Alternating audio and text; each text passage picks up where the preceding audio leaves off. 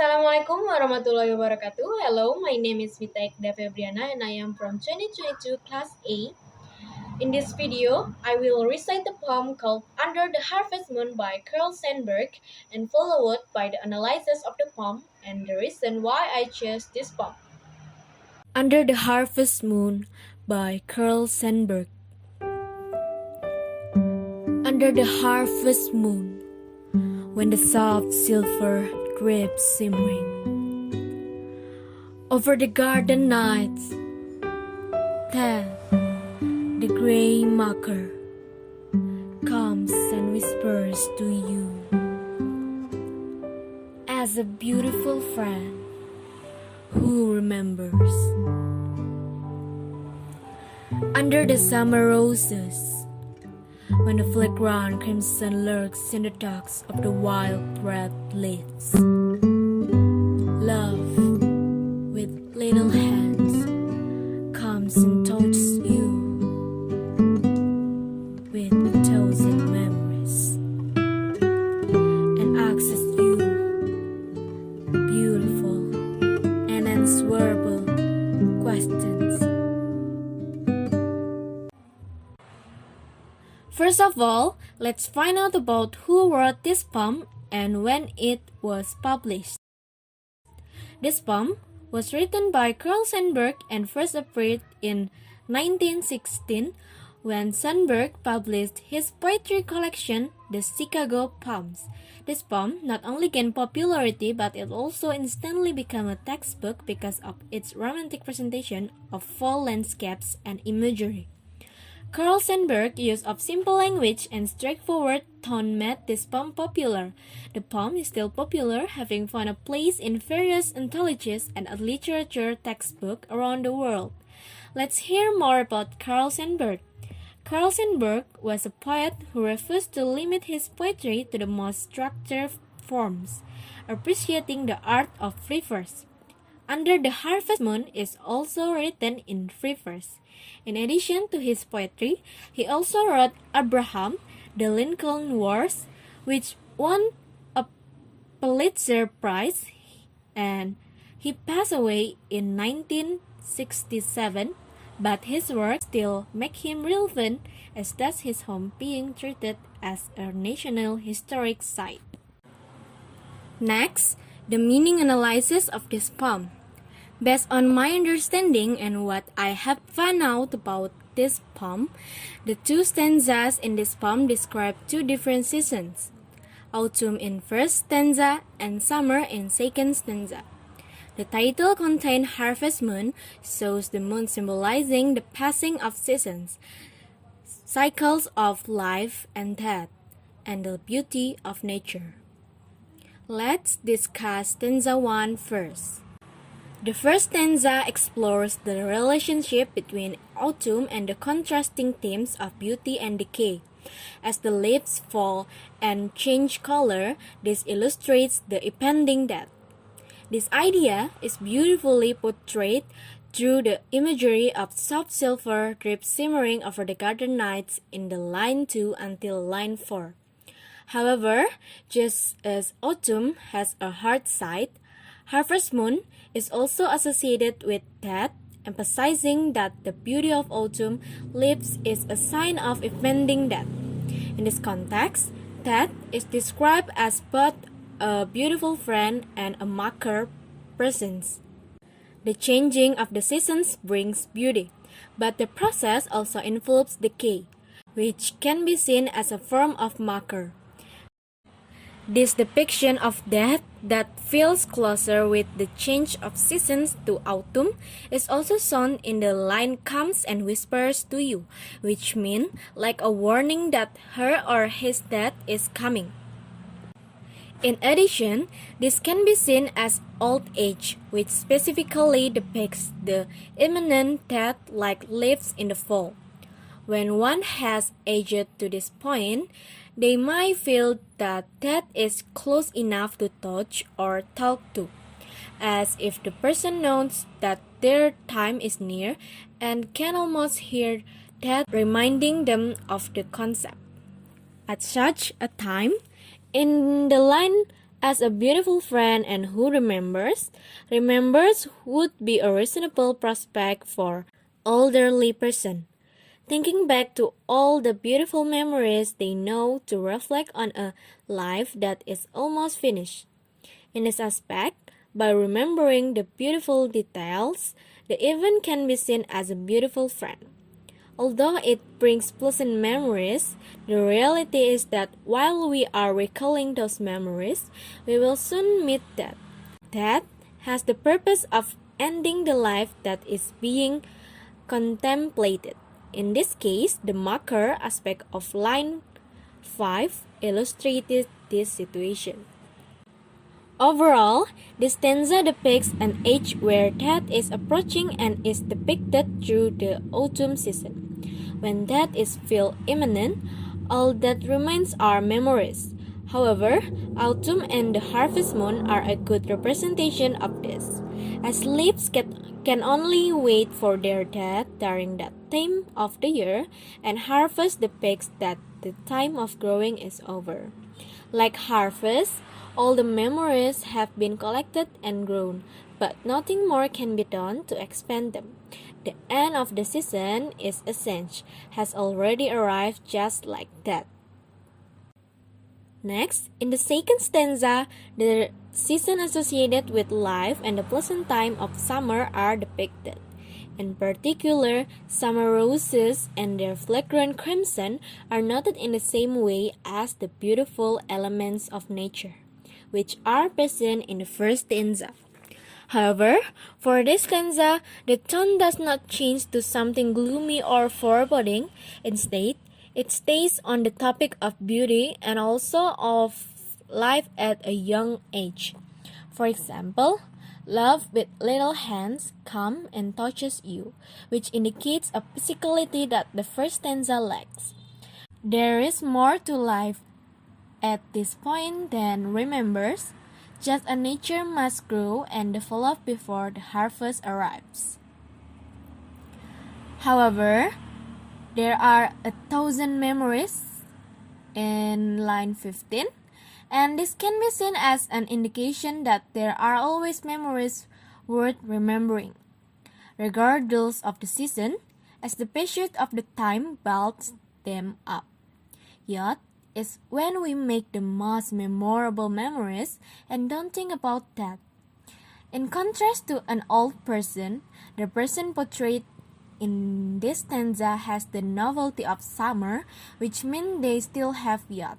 The presence of wild red leaves as they lurk in the dusk reveal that the gray markers of harvest time are present even at this younger stage of life. But this death does not feel so close to them because they feel they are still young. In contrast to a person of older age, this person can ignore the looming end and think about unanswerable questions. This suggests many possibilities for the younger person, as if they are still blooming and can grow. Whereas this death can come at any age and season. Overall, we can see that the second stanza describes a summer where they are having fun and making many memories of their youth. And they don't think about that. They feel like flowers in summer that are still blooming and growing. It is better to make as many beautiful memories as possible, even though they seem not to be bothered about the question of death and only live for now in their youth. By comparing these two seasons, the poets creates a representation of life in later years compared to life in younger years. Both time series have their own beauty, but the younger person's life has more possibilities and physicality, while the older one has many thoughts about the coming of death. But overall, life can be beautiful even when the seasons will change and the harvest is approaching. Next, the analysis of literary device of this poem. Sandburg often uses various literary devices to sharpen the impact of his poems. Here are some major literary devices that he had used in this poem. First, there is alliteration. It is the repetition of initial consonant sound.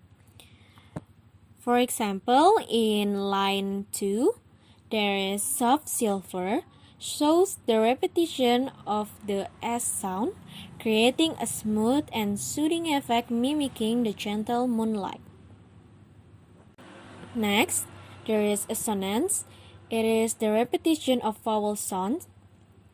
For example, drip simmering in the line 3 shows the repetition of the sound I in drips and simmering, creating a musical quality in the line. Next, we have consonant.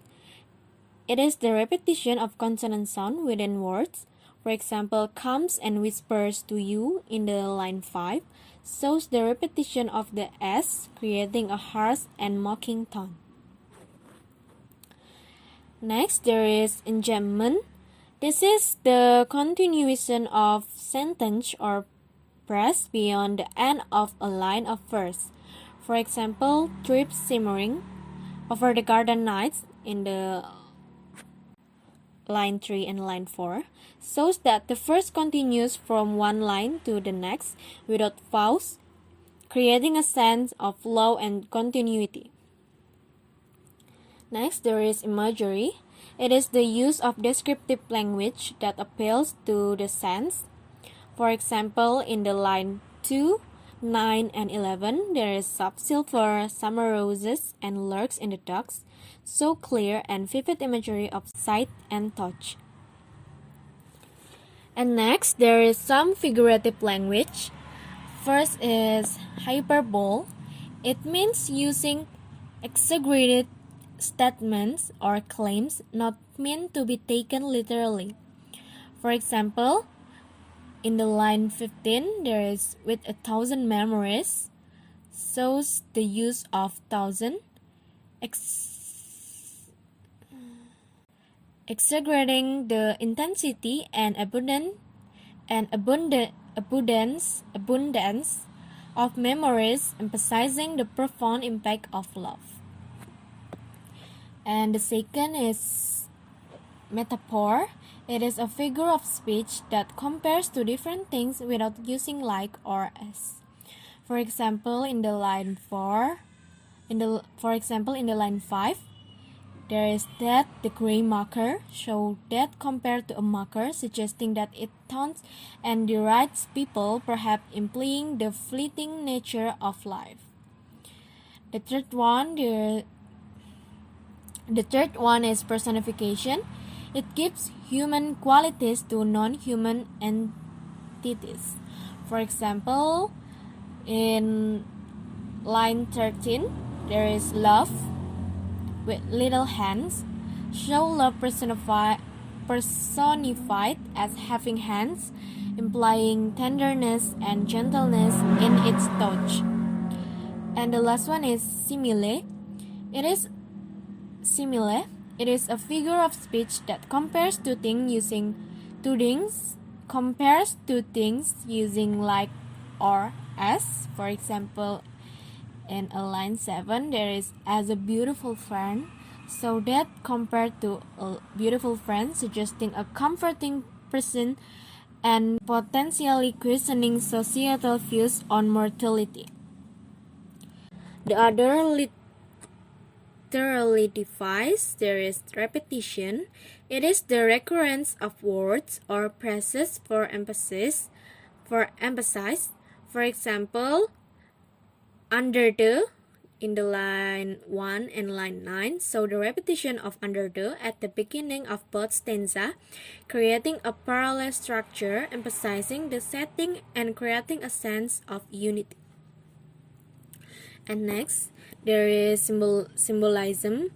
It is the use of symbols to represent ideas or qualities. For example, harvest moon shows the moon symbolizing the passing of season, cycles of life and death, and the nature and the beauty of nature.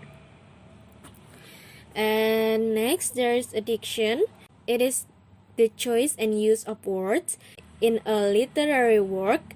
For example, in the line 5, there is that the gray marker shows the use of gray marker as an epithet for that, revealing the poet's deliberate choice of word.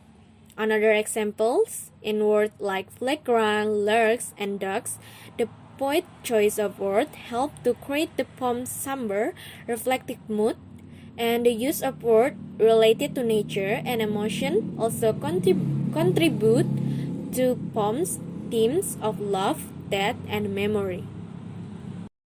Lastly, Under the Harvest Moon is a lyric poem and written in a free verse. And there's a two stanza. The first stanza is octave with 8 lines, and the second stanza is septet with 7 lines. The reason why I chose this poem is because I initially wanted to find a poem that had the word moon in it. I searched for it in YouTube because I wanted to listen to the poem being read.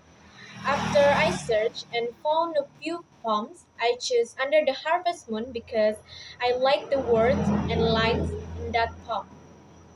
Then, without looking deeper into the meaning and just looking into the lyric, beside the word moon, I like the word silver, beautiful, crimson, roses, and memories.